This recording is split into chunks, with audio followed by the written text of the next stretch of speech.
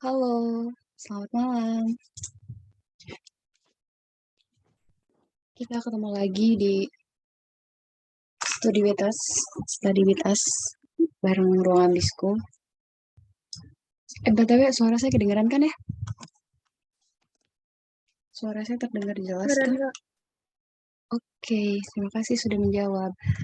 Hari ini, tepatnya malam ini, kita mau kembali lagi belajar bersama materi PPU sama saya, Dia Wasel Kamila, tentang materi hari ini tuh kita mau belajar tentang makna kata. BTW, kabar kalian gimana? Baik kan? Ada yang Baik. baik, alhamdulillah. Sedang sibuk apa nih? Lagi UAS nggak sih kalian? Aku on kamera deh. Halo, lagi pada UAS kah? Atau udah pada libur? Kelas 12. Udah selesai Udah UAS, tapi Oh, nggak libur. oke. Aku juga kemarin habis UAS, tepatnya semalam baru selesai nyelesain tugas UAS terakhir.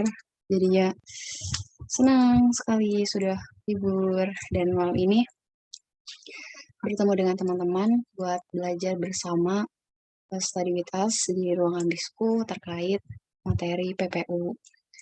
Semoga kalian selalu dalam keadaan yang bahagia, terus juga sehat, dan semoga kalian mengikuti kelas malam hari ini tuh tidak dengan keadaan yang tertekan, terpaksa, tapi keadaan yang ikhlas, kalian mau mengikutinya tuh dengan emang kemauan dari hati gitu. Terima kasih buat teman-teman yang sudah mau mengikuti kelas PPU pada malam hari ini.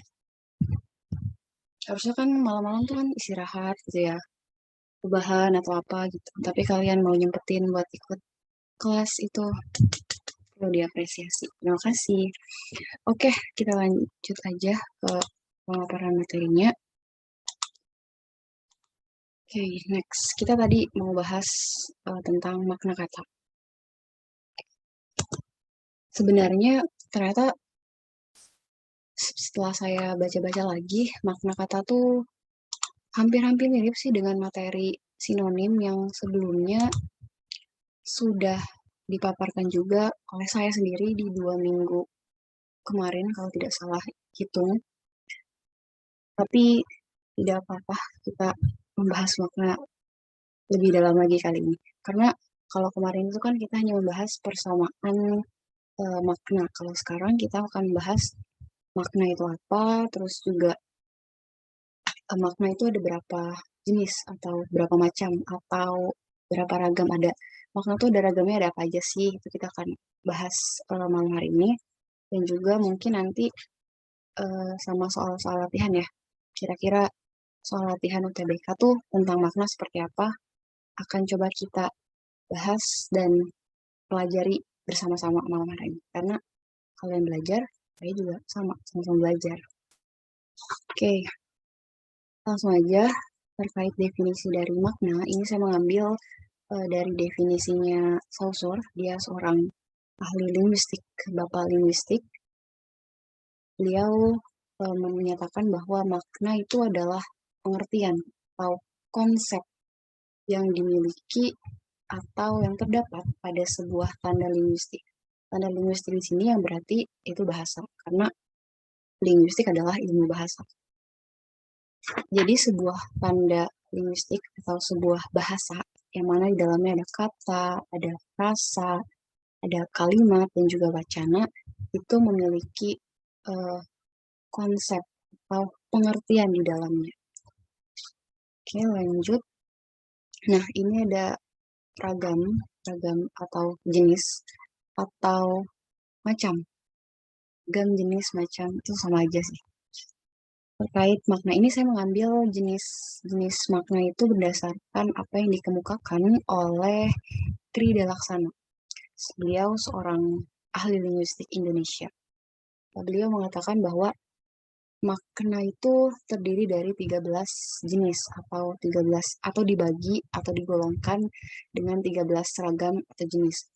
Yaitu yang terdiri dari denotatif seperti yang bisa teman-teman lihat, ada makna denotatif, ada makna konotatif, terus juga gramatikal, leksikal, konstekstual, terus konstruksi, makna hakikat, makna eksistensi, makna ekstensi, makna kognitif, bahkan ada yang namanya makna luas dan makna sempit, terus makna pusat hingga makna referensial.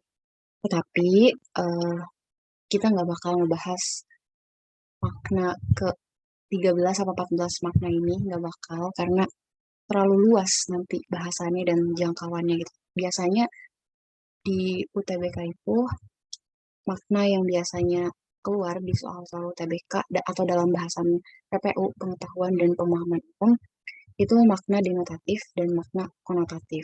Tapi makna gramatikal dan leksikal pun sering keluar juga. Walaupun sebenarnya makna gramatikal dan juga leksikal itu punya pengertian atau definisi yang hampir-hampir sama dengan makna denotatif dan makna konotatif. Sekarang kita bahas makna denotatif. Malam ini kita cuma bahas dua makna ya, makna denotatif dan konotatif yang memang sering keluar atau digunakan di soal-soal UTBK.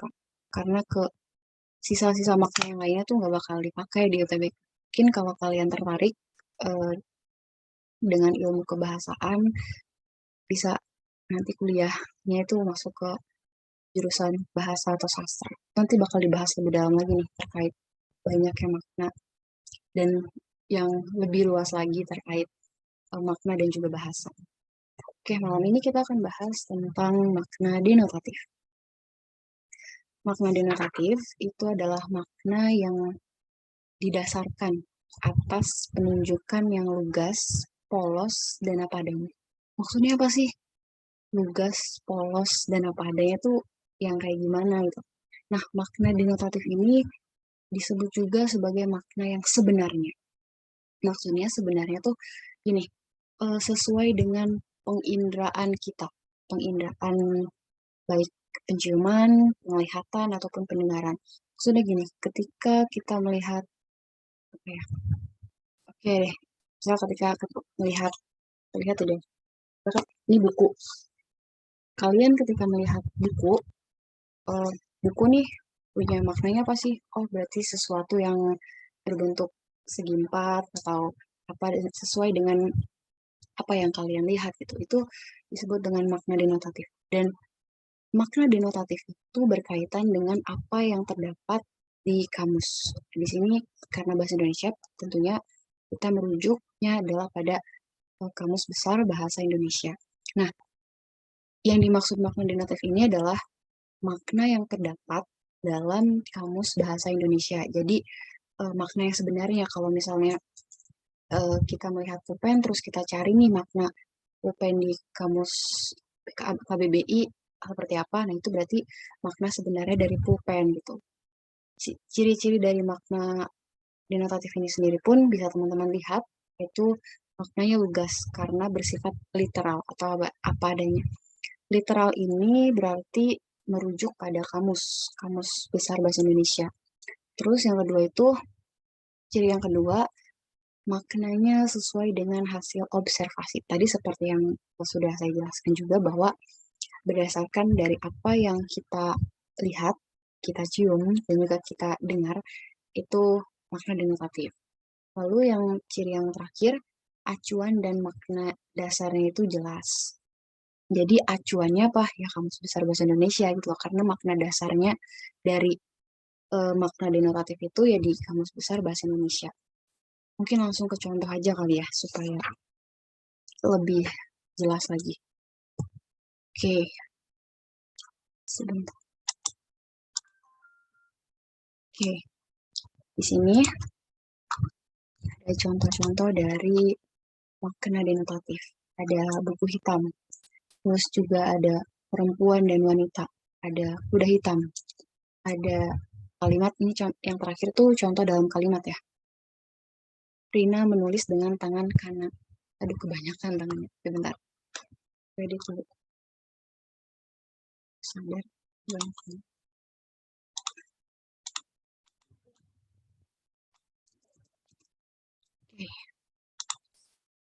Kita bahas dari yang pertama.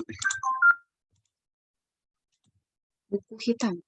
Contoh yang pertama, buku hitam. Buku hitam tuh kalau dari makna denotatifnya berarti apa? Buku hitam. Berarti maknanya apa buku hitam? Ada yang tahu? Kalau secara denotatifnya. Kalau secara denotatif, buku hitam berarti buku yang berwarna hitam. Sudah, karena kalau misalnya dicari di kamus, buku artinya buku hitam berwarna gitu. Berarti secara denotatif, buku hitam artinya buku yang berwarna hitam. Beda lagi ketika buku hitam ini ditanya makna konotasinya. Itu pasti akan berbeda dengan pengertian dari makna denotatifnya. Nah, yang kedua, contohnya perempuan dan wanita. Di pikiran kalian, kalian mikir apa sih kalau mendengar kata perempuan atau kata wanita? Apa sih bedanya perempuan dan wanita? Ada yang tahu? Gender, Kak. Oh iya, jenis kelamin. Sama aja sih. Iya, perempuan dan wanita itu jenis kelamin kan, termasuknya. Dan beda tua sama muda aja. Iya bener, bedanya tua sama muda aja. Nah, kalau misalnya secara denotasi, denotatif itu kan maksudnya makna ada denotasi dalam maknanya. Nah, perempuan dan wanita itu punya makna denotasinya seorang perempuan. Kalau misalnya kalian cari di KBBI, oke bentar, kita cari di KBBI.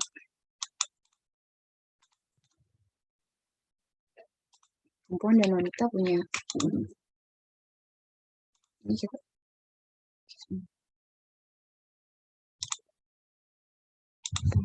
share screen.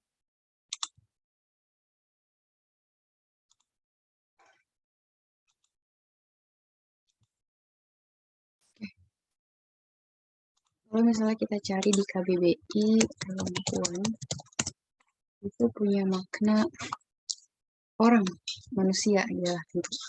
Yang punya vagina, terus juga istri atau bini dan segala macam. Kalau wanita, perempuan dewasa. Mereka punya makna yang sama secara denotasi ya, sama-sama orang atau manusia yang punya ciri-ciri memiliki vagina, terus juga dapat hamil, dapat melahirkan anak, terus juga dapat menstruasi, dapat menyusui, kan? Itu perempuan dan wanita. Lalu kalau misalnya perempuan dan wanita, kalau misalnya ditanya makna konotatifnya itu tentu mereka berbeda gitu. Nanti akan kita bahas di makna konotatif. Lanjut dulu, contoh yang ketiga itu kuda hitam. Secara denotatif, kalau misalnya ditanya makna denotatifnya kuda hitam itu apa? Ya sama tadi, seperti buku hitam. Apa? Kuda yang berwarna hitam gitu kan. Kudanya warna hitam. Kuda ya, kuda gitu loh. Uh, Seperti yang apa ada di bayangan kita, kuda tuh binatang berkaki empat, terus juga sering dipakai untuk pacuan dan segala macamnya. Lalu warna hitam, ya warna gitu termasuknya. Berarti secara denotatif, kuda hitam itu kuda yang berwarna hitam. Ini siapa nih ya? Poli. Yang kamu sebutin itu nanti masuknya ke bagian konotatif. Keren nih, udah bisa tahu. Oke, nanti dijelasin nih terkait kuda hitam itu masuknya hal gaib. Itu dibahasnya di konotatif. Tapi kalau secara denotatifnya, kuda hitam itu ya berarti kuda yang berwarna hitam gitu. Ya, nah nanti apa nih, Nur Karisma. Betul, Nur Karisma. Jadi nanti di makna konotatif kita akan bahas nih. Biasanya kan kuda hitam itu selalu dipakai dalam sebuah atau dalam ajang pertandingan perlombaan. Misal klub ini kuda hitam di ajang ini karena dia yang tadinya tidak dijagoankan atau tidak diunggulkan, tahu-tahu bisa merangkak ke level atas atau dan segala macamnya. Nanti kita akan bahas di konotatif. Ini secara denotatifnya dulu. Sulit kenapa? Secara denotatif dulu, oke? Yang terakhir nih, nanti kayaknya udah pada nggak sabar buat bahas konotatif ya. Kita bahas denotatif dulu, oke? Sesuai dengan kamus, apa adanya gitu. Kuda hitam, apa adanya ya berarti kudanya berwarna hitam gitu. Dia nggak punya makna apa-apa lagi kalau misalnya secara denotatifnya ya. Makna sebenarnya ya kuda berwarna hitam. Oke, yang terakhir nih, contoh yang terakhir. Ini kalimat, kalau tadi kan dalam bentuk kata dan juga frasa. Oh, ini untuk kalimat. Rina menulis dengan tangan kanannya. Kalau misalnya kalian kalau mendengar atau membaca tulisan tersebut, Rina menulis dengan tangan kanannya, apa sih yang ada di pikiran kalian? Rina lagi ngapain? Tangan kiri kidal. Iya, betul. Tangan kiri kidal. Rina menulis dengan tangan kanannya. Secara denotatifnya atau secara makna yang sebenarnya, secara apa adanya, makna yang lugas, yang polosnya itu Rina ya berarti sedang menulis dengan tangan kanan gitu kan. Pakai tangan kanan dia nih lagi nulis. Yang lagi nulis kak, iya dia lagi nulis pakai tangan kanan. Kalau tangan kiri, tadi kata Poli itu kidal. Secara sebenarnya ya berarti si Rina lagi nulis pakai tangan kanan gitu. Beda lagi nih kalau misalnya secara makna konotatif. Kalimat Rina menulis dengan tangan kanannya mungkin tangan kanan sendiri punya perpindahan apa ya? Perpindahan makna gitu loh. Karena secara konotatif punya makna yang berbeda. Tangan kanan itu kan ada makna tambahan gitu. Pasti kalian sering dengar. Nanti dibahas di konotatif. Ya betul nih, tangan kanan kepercayaan bos. Ini tahu banget nih, nanti juga ada contohnya di konotasi. Wah, ini keren banget nih. Asik. Udah bisa menjawab duluan. Cenayang ya kamu. Oke, lanjut. Tadi terkait denotatif atau denotasi sudah ya. Ada yang ditanya nggak sih terkait materi denotatif? Apa yang mau kalian tanyakan? Ada yang masih kurang paham atau tadi penjelasan aku terlalu ribet atau cepat, kurang dipahami? Silahkan ditanyakan aja. Boleh open mic atau tulis di kolom chat. Oke, kata Poli, cukup. Oke, cukup. Suara kamu mewakilkan teman-teman yang lain. Karena memang tidak bersuara, ini cuma Poli dong yang bersuara. Oke. Next materi itu makna konotatif. Cukup. Bagaimana dengan contoh soalnya? Oke, ada dari Jamal Abdul. Katanya bagaimana nih dengan contoh soalnya? Tenang, sabar. Kita akan menuju ke contoh soal. Ini masih materi dulu kok. Kita nanti di akhir bakal ada contoh soal. Oke, makanya pantengin terus. Oke, lanjut ya. Kita ke makna konotatif. Tadi denotatif udah, sekarang ke makna konotatif. Nah, makna konotatif itu apa sih? Makna konotatif itu adalah makna kata yang didasarkan atas perasaan atau pikiran yang timbul atas, ini harusnya atas ya, bukan atau halilintar. Atau pikiran yang timbul atas atau ditimbulkan pada pembicara atau penulis dan juga pendengar. Bentar, saya edit dulu. Ini nggak enak banget.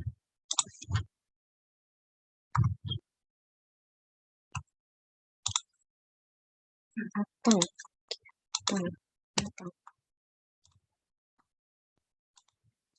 Oke, saya ulang ya. Makna konotatif adalah makna kata yang didasarkan atas perasaan atau pikiran yang timbul atau ditimbulkan pada pembicara jika dia sedang berbicara, atau pada penulis ketika dia sedang menulis, dan juga pendengar ketika dia memang mendengarkan, atau kepada pembaca ketika dia membaca.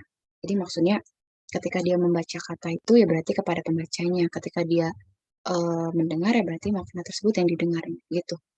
Ciri-ciri dari makna konotatif itu seperti bisa teman-teman lihat, yang pertama bukan bermakna sebenarnya.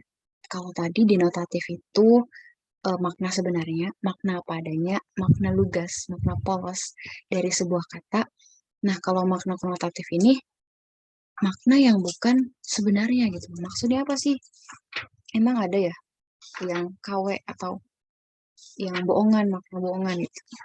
Bukan itu ya, tapi maksud dari makna tidak sebenarnya atau bukan bermakna sebenarnya itu adalah dalam kata tersebut ada tambahan makna yang ditambahkan atas perasaan dari seseorang, pikiran seseorang.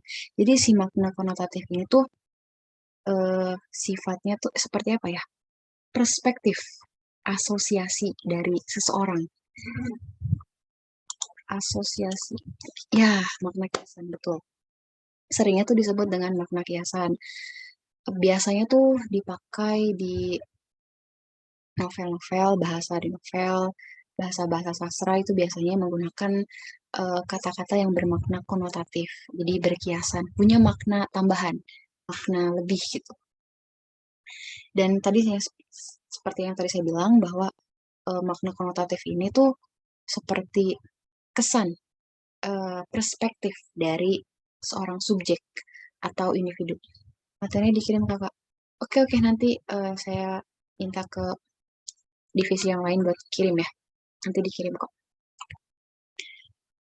Tadi lanjut, berarti kesan atau perspektif dari seseorang yang biasanya sifatnya itu subjektif atau emosional. Makanya ini di ciri yang kedua ada disebutkan bahwa memiliki nilai rasa baik itu positif dan juga negatif.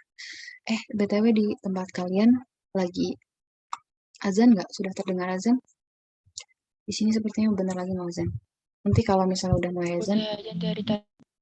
oh udah dari tadi ya? Oh iya, iya. Di sini belum. Nanti sepertinya kalau sudah azan, saya bakal berhenti dulu ya sebentar. Oke, ini karena belum terdengar, kita lanjutkan dulu satu lagi. Tadi ciri yang kedua itu memiliki nilai rasa positif dan negatif. Jadi nilai rasanya, oke sudah terdengar azan, saya stop dulu ya sebentar. Nanti saya lanjut lagi kalau sudah selesai azan.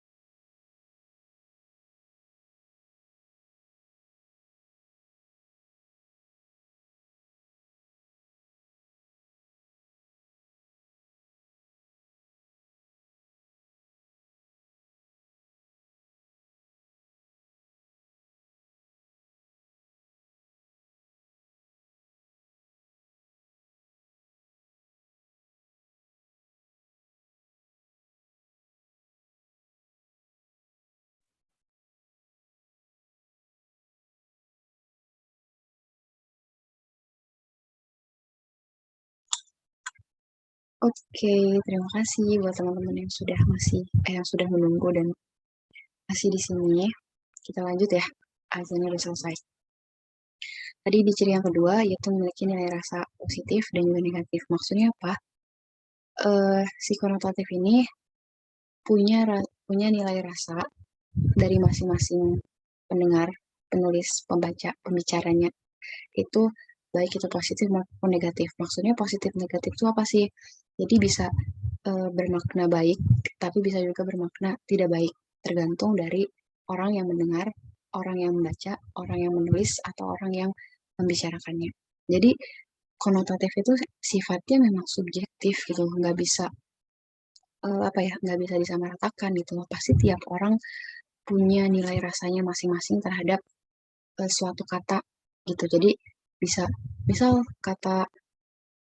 gini deh, kata langsing atau kata langsing dalam setiap individu kita tuh pasti punya perspektif atau nilai rasanya masing-masing terhadap kata langsing tersebut. Padahal secara denotatifnya kata langsing itu sama gitu kan. Kalau misalnya di kamus, nah aku lupa langsing itu apa. Kata langsing misal di kamus di KBBI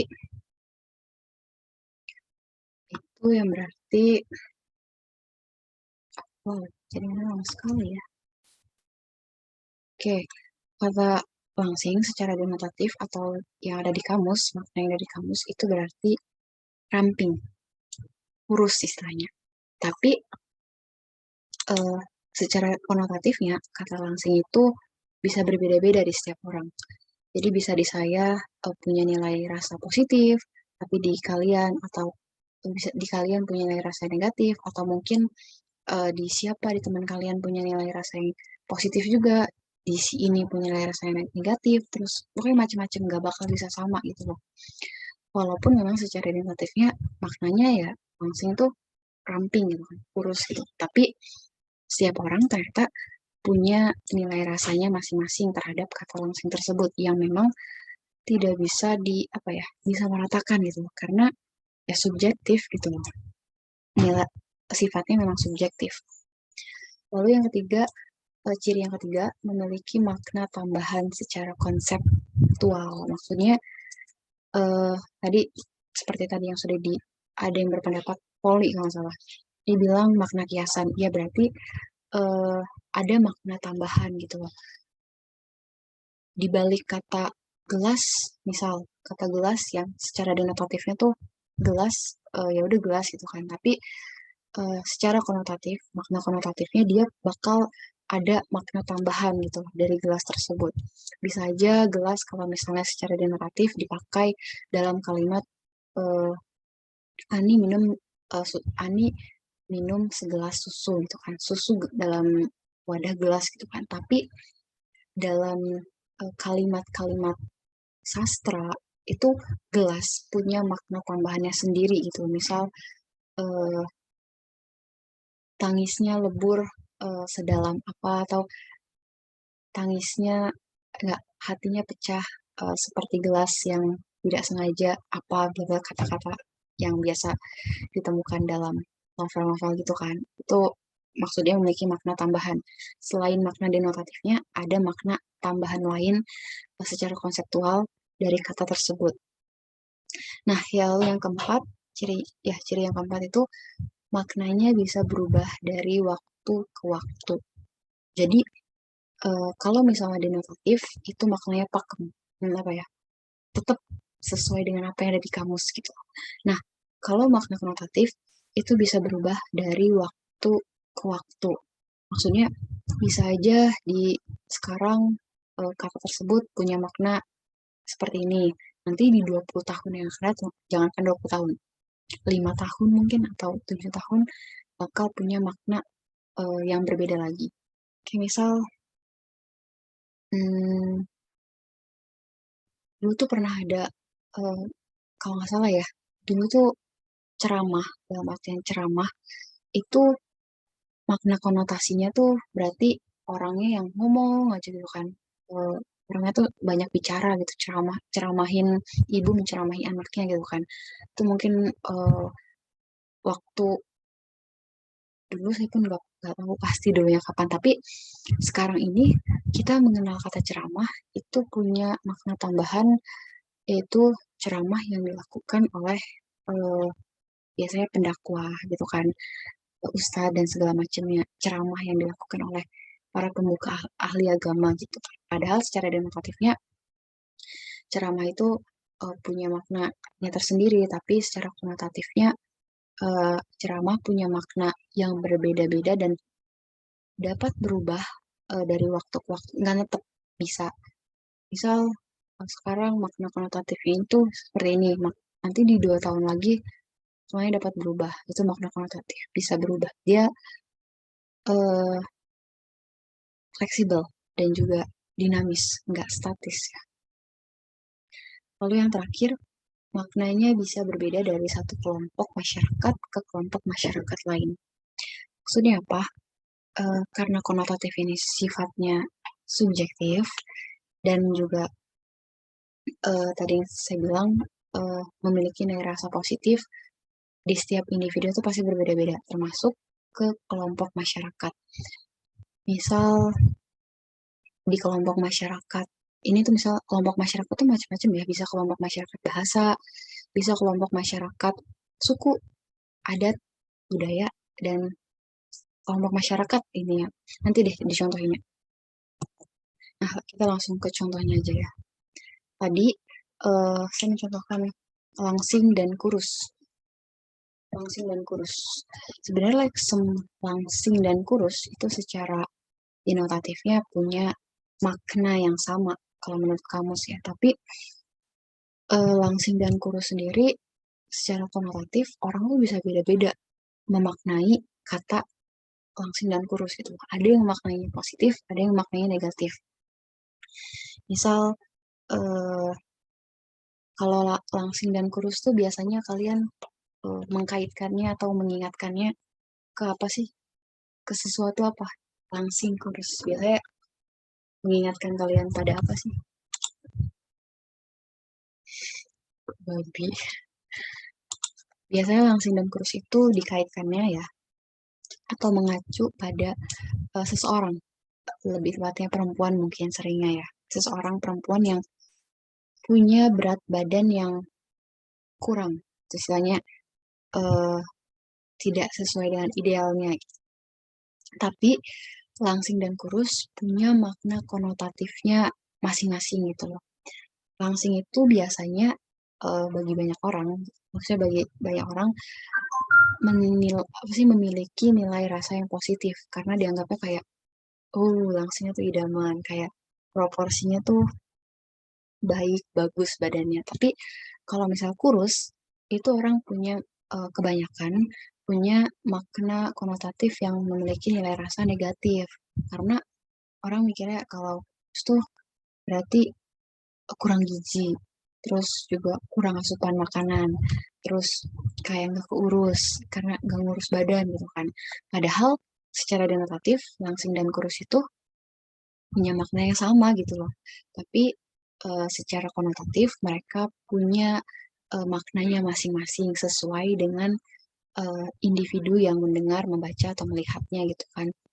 Dan maknanya pun, nilai rasa yang munculnya pun bisa berbeda-beda, bisa positif, bisa ada yang negatif gitu kan. Cacingan, ya biasanya tuh bilangnya cacingan, cacingan. Oke lanjut, contoh yang kedua, itu perempuan dan wanita. Sama, seperti langsing dan kurus, perempuan dan wanita punya makna yang sama sih secara uh, kamus, gitu, secara literal. Yaitu ya seorang perempuan, sosok perempuan yang melahirkan, tadi seperti sudah saya sebutkan. Tetapi kedua makna ini punya makna konotatifnya masing-masing yang memiliki nilai rasanya pun tentu nilai rasa positif ataupun negatifnya pun masing-masing gitu loh. Perempuan biasanya ya, kalau misalnya ditanya gitu kan, kamu perempuan atau wanita, ke orang yang umur masih sekitar belasan kalian bukan ditanya, kamu lebih suka dipanggil perempuan atau wanita gitu kan. Pasti jawabannya perempuan. Karena kalau tadi kata Poli, kalau wanita itu perempuan yang sudah pasti tadi sudah matang ya.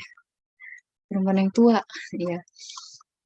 Beda tua sama muda. Nah, biasanya kan orang-orang punya nilai rasa, oh kalau perempuan itu berarti uh, masih muda, uh, perawakan perempuannya masih muda. Sedangkan kalau wanita berarti punya makna punya makna konotatif nilai rasa negatif karena dianggapnya udah tua, buat perempuan yang sudah menikah atau buat perempuan yang sudah punya anak, dan pokoknya konotasinya tuh negatif deh, ibu-ibu gitu tuh. Beda dengan perempuan yang dianggapnya masih muda dan si anak-anak masih belia gitu. Padahal keduanya punya makna denotatif yang sama, gitu, perempuan dan wanita. Lalu yang ketiga, contoh yang ketiga, kita langsung contoh ketiga itu babi. Tadi sempat disinggung sama siapa, sama Poli ya kalau nggak salah. Babi katanya. Nih, kata babi sendiri sebenarnya kalau misalnya secara uh, makna kamus literalnya, babi ya binatang. Kalian tahu babi itu apa sih? Babi itu ya binatang, mamalia yang memiliki 4 jari, terus juga kepalanya besar, terus juga punya moncong, dan warnanya merah muda, pink, itu kan, itu babi. Tetapi, kata babi sendiri, itu punya makna konotatif yang berbeda-beda terkait dengan suatu kelompok masyarakat. Tadi di slide selanjutnya nih, yang terakhir, itu makna konotatif itu berarti makna yang bisa berbeda dari satu kelompok masyarakat ke kelompok yang lain. Ini yang saya maksud. Jadi, babi itu kalau misalnya uh, dari suatu kelompok masyarakat muslim yang beragama muslim, kita menganggap kita punya makna babi selain secara denotatifnya bahwa babi itu binatang, tapi uh, kelompok masyarakat muslim punya makna konotatif bahwa babi itu haram atau tidak bisa dimakan, dan uh, apa ya, tidak bisa kita seenaknya memegang atau segala macam ya kalau untuk kelompok masyarakat muslim.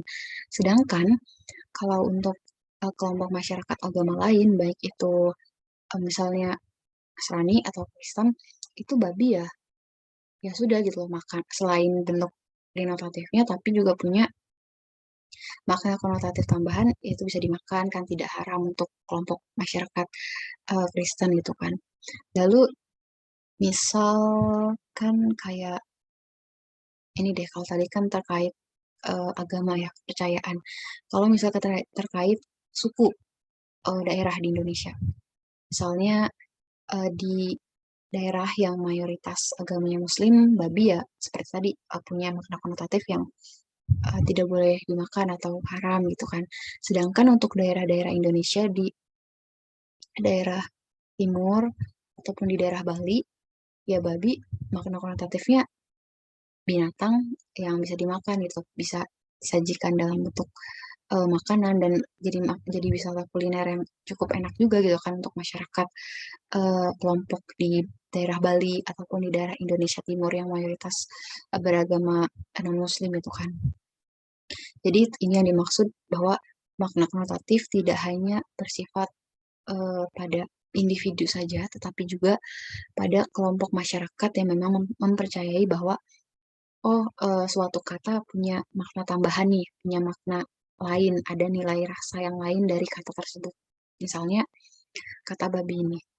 Terus juga tadi kalau misalnya kita ambil contoh yang di contoh denotatif, misal kuda hitam, itu punya makna konotatif yang berarti pasti bisa diperlombaan kan, kayak nggak pernah diunggulin, tahu-tahu dia menang keluar sebagai juara. Itu biasanya kuda hitam punya makna konotatifnya seperti itu. Dan juga misal buku hitam, selain makna denotatifnya buku yang berwarna hitam, tapi juga dia punya makna konotatif. Buku hitam tuh kayak apa ya? Kayak catatan bukan catatan kegelapan, catatan orang-orang yang di blacklist gitu ya, catatan tentang orang-orang yang dianggap kurang baik gitu. Death Note gitu. Lalu ini yang terakhir contohnya tadi dalam bentuk kalimat, sekarang dalam bentuk kata. Ayah katanya tuh ayah kalimatnya tuh ayah menjadi tangan kanan bos di tempat bekerjanya.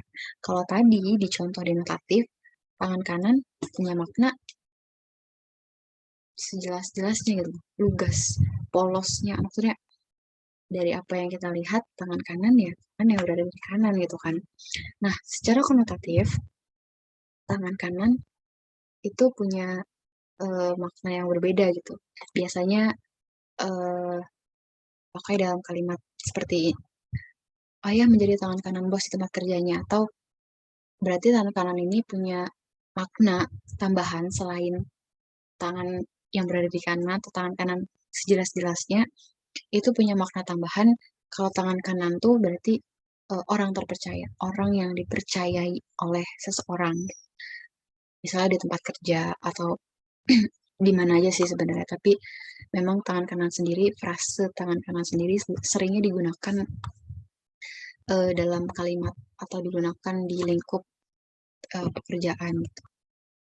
Oke, ada yang ditanya kan untuk materi konotatif kurang jelas kah penjabaran pemaparan materinya kurang jelas, bilang aja ya, kita abis ini langsung ke pembahasan soal. Oke, sepertinya tidak ada Lanjut, Kak. Oke, siap, kita lanjut ya. Lanjut.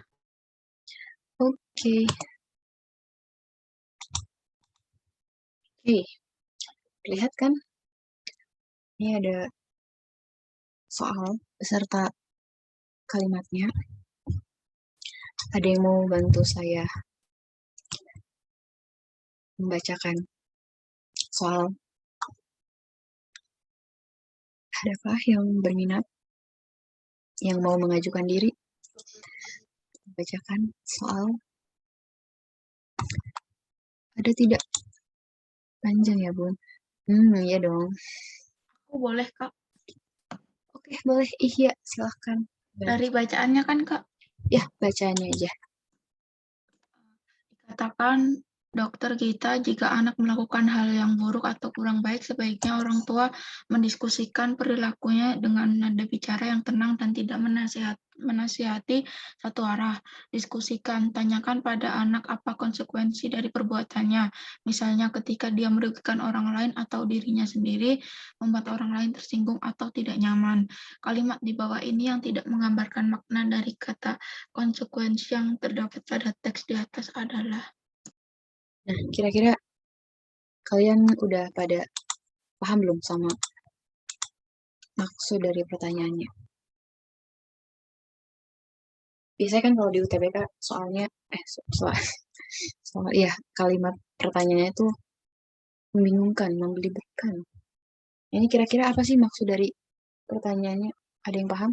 Ada yang mau menjelaskan? Pertanyaan aja, maksud dari pertanyaan. Disuruh ngapain? Kita disuruh mencari apa sih dari soal yang disajikan? Ada yang tahu? Yang mau berbicara? Siapa? Nggak ada. Oke, saya coba bantu ya. Kalimat di bawah ini yang tidak menggambarkan makna dari kata konsekuensi yang terdapat pada teks di atas adalah, ada pilihan kan? Nah, berarti yang kita cari adalah kata konsekuensi. Kita harus tahu dulu nih, konsekuensi itu maknanya apa sih? Ada yang tahu? Akibat, Kak. Akibat. Akibat. Betul. Tepat sesuai dengan apa yang ada di Kamus Besar Bahasa Indonesia.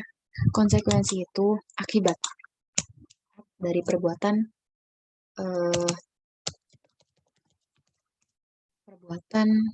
pendirian atau sesuatu yang dilakukan oleh kita gitu. Itu konsekuensi. Yang jawabannya kira-kira betul nggak ya? Coba kita lihat. Waduh. Aku B. Nggak ada. Kamu salah soal kayaknya. B. Oke. Kalimat di bawah ini tidak menggambarkan makna dari kata konsekuensi. Tadi konsekuensi seperti yang sudah dijawab oleh teman-teman yang lain, adalah akibat perbuatan. Jawabannya B, B, B, B, B, B, B, B, B. Oke. Kita coba bahas satu-satu, oke? Yang A, Bima mendapatkan hukuman membersihkan lapangan sekolah karena perbuatannya yang merokok di kantin sekolah saat jam istirahat berlangsung. Ini kalimat di sini ada unsur konsekuensinya nggak sih di kalimat yang pilihan A? Apakah Ada. Ada. Oke. Ada. Mendapatkan hukuman. Konsekuensinya itu perbuatan kan. Dia dihukum di lapangan sekolah karena perbuatannya yang merokok. Itu konsekuensi. Berarti ada sambungannya ya, konsekuensi. Yang B. Tadi pada jawab yang B ya. Kita tinggalin dulu yang B. Sekarang yang C. Biar yang B kita yang terakhir aja deh. Kemarin, Pak Dodi dinyatakan positif COVID-19 setelah memilih untuk tidak disuntik untuk tidak disuntik vaksin. Apakah ada mengandung makna konsekuensi dari kalimat? Ada, Kak, ada. Tuh, ada. Pak Dodi dipositif kan karena Iya. perbuatannya tidak mau divaksin, kan? Itu konsekuensi yang harus diterima oleh Pak Dodi. Yang D, Ada yang di. Dokter Gita mengatakan bahwa memarahi anak juga tak bisa menjadi solusi untuk menyelesaikan masalah.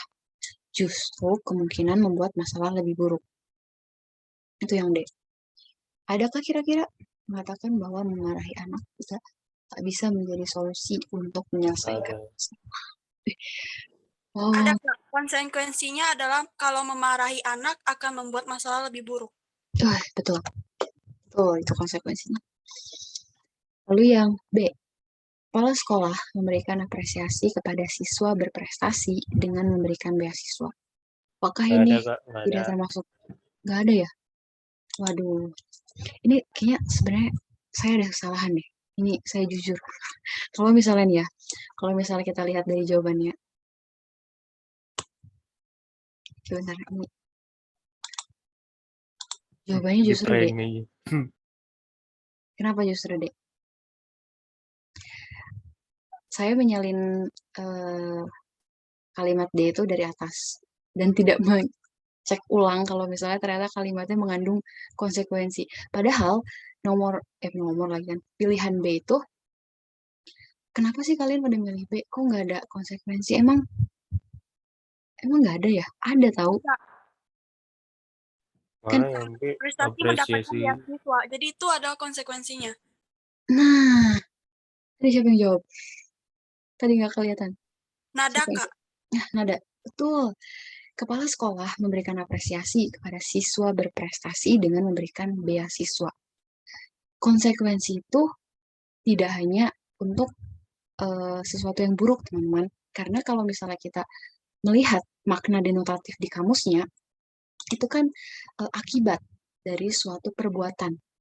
Perbuatannya ini tidak harus atau tidak melulu sesuatu yang buruk. Ini kan ketika kita melakukan perbuatan belajar terus akhirnya kita jadi seseorang yang berprestasi. Terus akibat dari kita belajar terus nih, itu apa? Itu tadi diberikan beasiswa sama kepala sekolah. Jadi konsekuensi sendiri atau perbuatan itu tidak harus atau tidak hanya untuk hal-hal yang maknanya negatif, tapi juga untuk perbuatan yang positif pun bisa pada konsekuensinya gitu loh. Jadi tidak selalu atau tidak melulu sesuatu yang jelek, buruk gitu. Tapi sesuatu yang baik pun selalu baik konsekuensinya. Kalau kita belajar terus gitu kan, kita pun bakal dapat konsekuensi berupa apresiasi beasiswa misalnya dari kepala sekolah seperti ada kalimat yang ini kayaknya ada kesalahan dari saya untuk nomor yang ini. Saya jawabnya D sih. Tapi yang D Ternyata, juga, yang D juga Kak. ternyata ada ya. Saya baru nyadari. Pintar kalian bisa memahami kalimatnya, tidak asal-asalan gitu kan. Keren. Terima kasih. Ada ini pure kesalahan dari saya. Lanjut ya ke nomor berikutnya. Nggak ada nomor sih sebenarnya. Kayak ke pertanyaan berikutnya aja. Ini tentang olahraga. Ini saya mengutip dari Kompas, di berita Kompas, badminton. Di sini ada yang suka badminton kah? Ada yang suka nonton bulu tangkis? Saya suka nonton bulu tangkis. Ini beritanya tentang pasangan ganda campuran Indonesia yang bermain di World Championship atau kejuaraan dunia bulu tangkis di 2021. Ada yang mau volunteerkan diri untuk membantu saya membacakan kalimat untuk soal selanjutnya? Apakah ada siapa yang mau berpartisipasi? Mau volunteer? Adakah? Tidak ada. Oke, saya baca sendiri aja. Pasangan ganda campuran Indonesia, Dejan Ferdiansyah, Serena Kani terhenti di babak 32 besar kejuaraan dunia BWF 2021. Kepastian itu didapat Dejan Serena seusai gagal memetik kemenangan kala bersua unggulan kesebelasan asal Jerman, Mark Lampus, Isabel Loho. Sebentar teman-teman.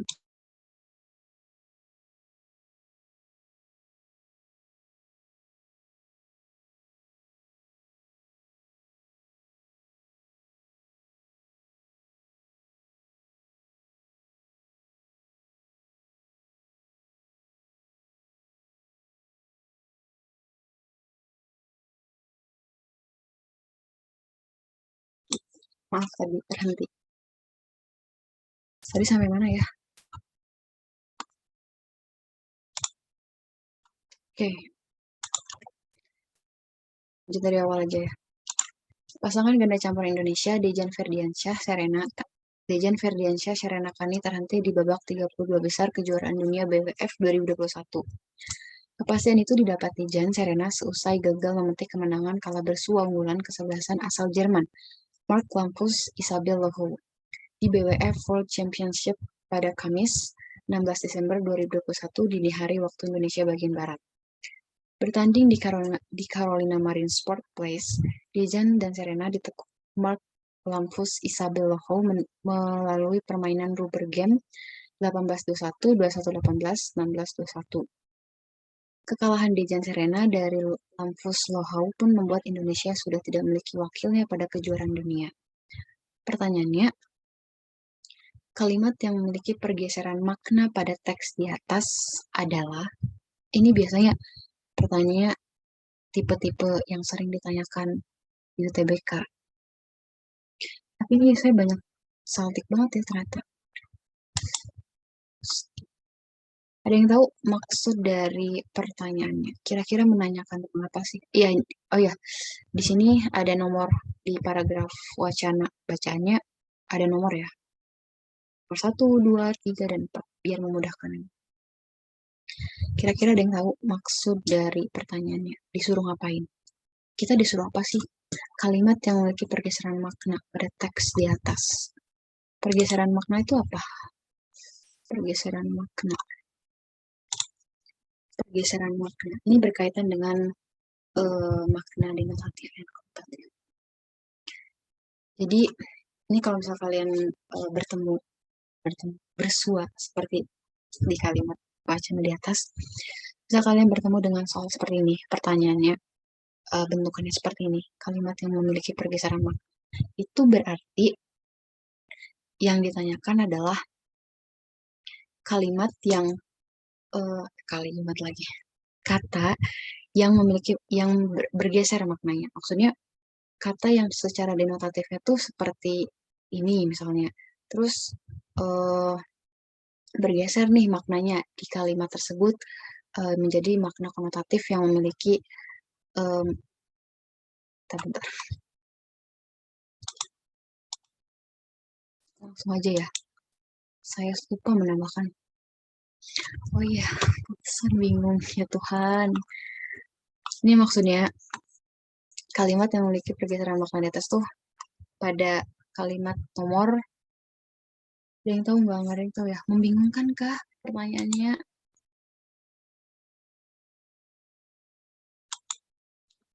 Apa membingungkan? Oke, langsung aja ya. Berarti kita disuruh cari kalimat yang memiliki maknanya tuh bergeser dari makna sebenarnya. Berarti yang cari ya makna konotatifnya gitu. Kalimat makna bergeser kan ya berarti maknanya bergeser ke makna konotatif. Itu di nomor jawabannya ya, di nomor 3. Nomor 3. Kalimatnya nih. Nomor 3 tuh kalimatnya bertanding di Carolina Marine Sport Place di Jan Serena ditekuk Mark Lampus Isabel Lohau melalui permainan rubber game. Nih, kata ditekuk itu mengalami pergeseran makna. Kenapa? Ada yang tahu? Ada yang tahu kenapa ditekuk mengalami pergeseran makna? Ditekuk itu kayak dibantai gitu ya, Kak? Betul. Secara konotatif, ditekuk itu secara konotatif dalam konteks bacaan ini, wacana yang ada di sini di soal, ditekuk itu berarti dibantai dalam permainan ini ya. Nah, padahal kan kalau misalnya secara denotatifnya, ditekuk itu seperti apa ya? Tangan kalian nih, ditekuk gitu kan. Ini kan secara makna apa adanya, secara lugasnya tuh berarti ditekuk gitu kan. Posisinya seperti inilah istilahnya. Itu secara denotatifnya, makna lugasnya, makna apa adanya. Tetapi dalam kalimat tersebut, dalam kalimat ini, dalam kalimat wacana di soal, itu ada pergeseran makna. Kata ditekuk tuh terjadi pergeseran makna. Yang maksudnya, yang tadinya harusnya kan punya makna denotatif, ditekuk seperti ini, tapi dalam wacana di soal, ditekuk itu berarti dikalahkan atau ditaklukkan gitu kan oleh lawan. Berarti dia terjadi pergeseran makna dari makna denotatif ke makna konotatif. Begitu. Jadi kalau misalnya ada kalian menemui pertanyaan terkait pergeseran makna, ya berarti intinya makna sebenarnya apa, makna konotatifnya apa, itu bergeser dari yang seharusnya apa maknanya menjadi maknanya seperti apa sesuai dengan konteks dari bacaannya. Jadi kalian harus perhatiin dulu konteks dari bacaan di soal untuk apa sih untuk mencari pergeseran maknanya. Sebentar. Paham ya untuk bentuk soal pergeseran makna ini? Ada yang mau ditanyakan kah? Kira-kira mungkin kurang jelas tadi penjelasan yang dijelaskan oleh saya. Apa-apa, tanyain aja. Biasanya mungkin mengulang. Ya, Kak Risma, silakan bertanya. Oh, paham ya? Lanjut, Kak. Oh, lanjut. Paham. Oke. Kita lanjut, paham. Baik. Terakhir nih, untuk soal yang terakhir. Hari malam ini saya cuma nyediain 3 soal. Kemarin-kemarin tuh berapa soal ya? 5, 6 soal. Malam ini cuma 3 soal. Karena dibuatnya secara mendadak. Oke, soal yang terakhir. Oh, udah jam 8, gak kerasa. Ya, oke, Kak. Iya, maaf ya nanti lagi kalau misalnya bertemu dengan saya di PPU di 2 minggu ke depan, 2 minggu yang akan datang. Nanti akan coba saya banyakkan lagi contoh soalnya. Oke, yang terakhir nih. Kalian pasti sering melihat apa sih kalimat yang tertera yang saya tuliskan di soal ini. Yang C, udah dijawab langsung. Oke, soalnya kan kalimat kok double gini ya? Ada 5 lagi. Lihat, nggak apa-apa deh. Kita bahas aja. 5 artis ini dituding lupa daratan setelah terkenal. Nomor satu penyanyi dangdut yang sedang populer. Biasanya tuh ada di headline berita-berita gitu kan. Di apa ya? Misalnya di IDN Times atau Jawara Post atau apa biasanya tuh di portal-portal berita. Kan seperti ini biasanya headline-nya, judulnya. 5 artis dituding lupa daratan setelah terkenal. Nomor 1 bikin tercengang. Seperti itu. Nah, makna dari frasa lupa daratan. Ada banyak yang jawab. C katanya. C, tak peduli. Tak sombong dan segala macamnya. Apakah benar?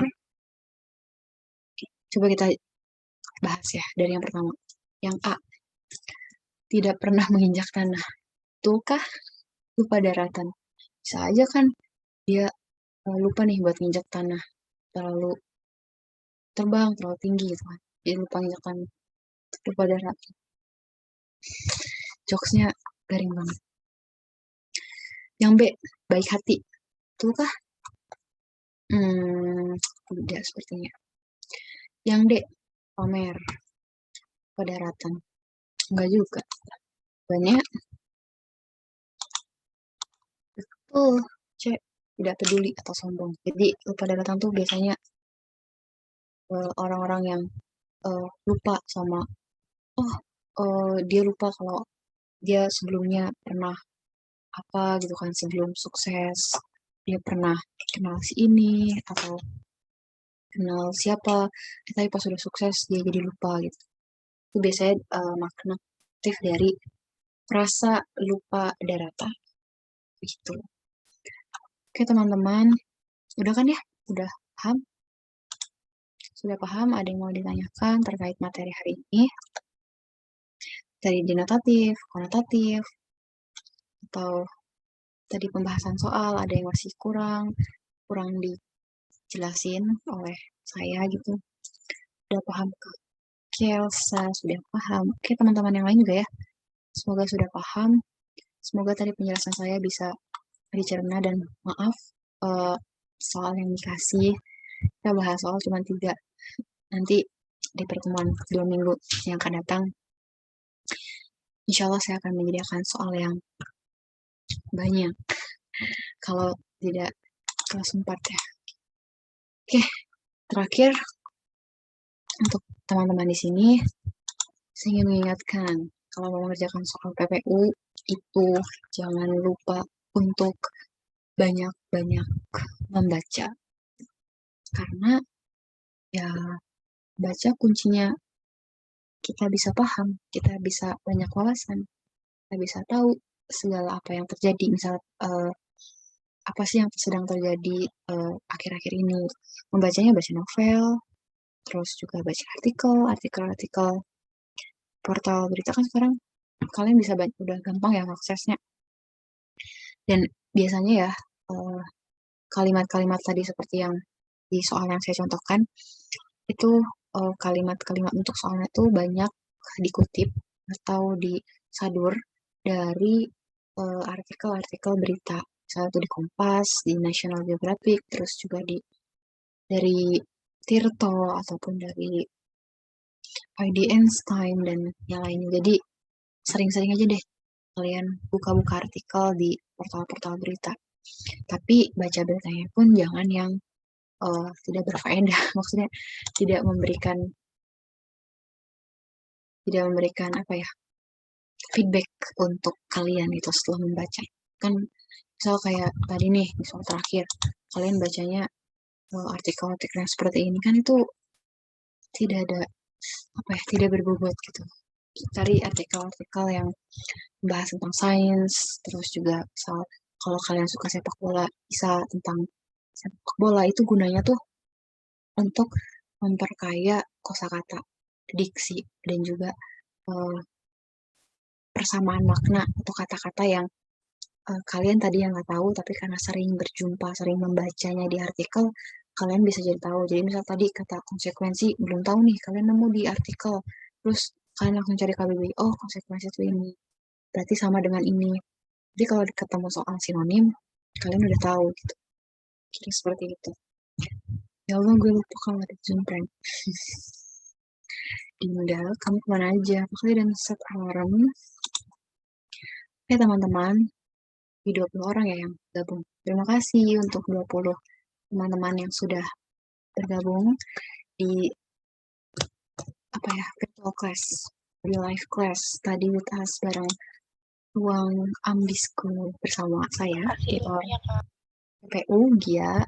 Semoga materi hari ini, malam ini, bisa bermanfaat untuk kalian, menambah wawasan kalian, menambah wawasan saya juga. Saya juga dan kalian sama-sama belajar di sini.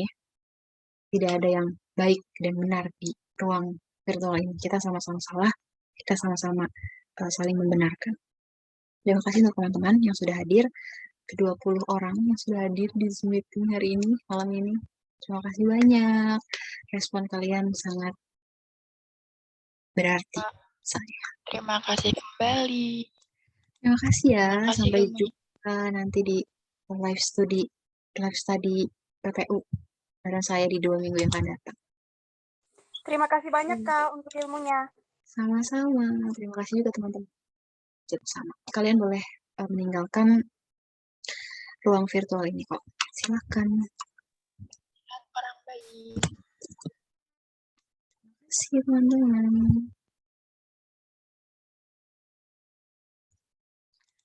Terima kasih. Izin live. Ya, silakan sayang. Live, boleh live. Sudah boleh live. Udah sekarang. Nanti Dinda jangan kelupaan lagi. Oke.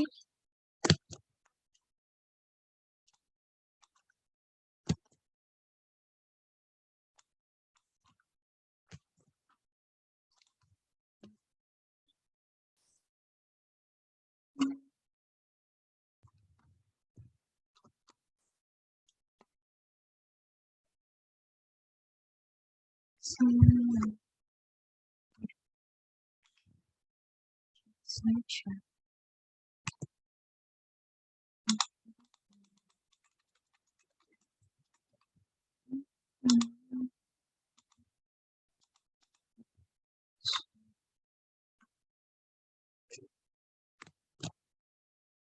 Ini yang keluar siapa? Coba.